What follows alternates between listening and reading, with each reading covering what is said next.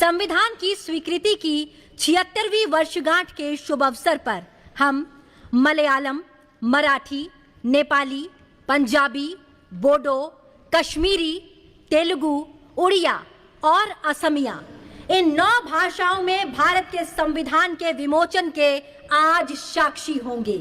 जी हाँ, इनमें बोडो और कश्मीरी का पहली बार संविधान में संस्करण होने जा रहा है और अन्य भाषाओं में कॉन्स्टिट्यूशन का अपडेटेड संस्करण शामिल है, जिसमें पंजाबी का संस्करण 50 साल के बाद हो रहा है। माननीय राष्ट्रपति जी, कृपया इनका लोकार्पण कर इस क्षण को इतिहास में स्वर्ण अक्षरों से अंकित करने की कृपा करें। भारत के संविधान का उसकी 8वीं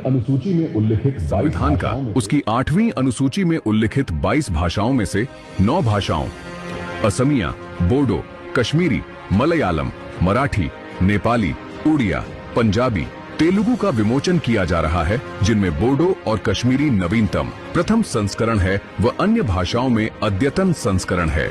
हमारी ये 9 भाषाएं असम, केरल, महाराष्ट्र, सिक्किम,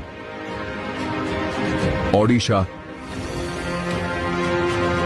पंजाब, आंध्र प्रदेश तथा तेलंगाना और जम्मू कश्मीर संघ राज्य क्षेत्र में जनसाधारण द्वारा प्रयोग में लाई जाती है।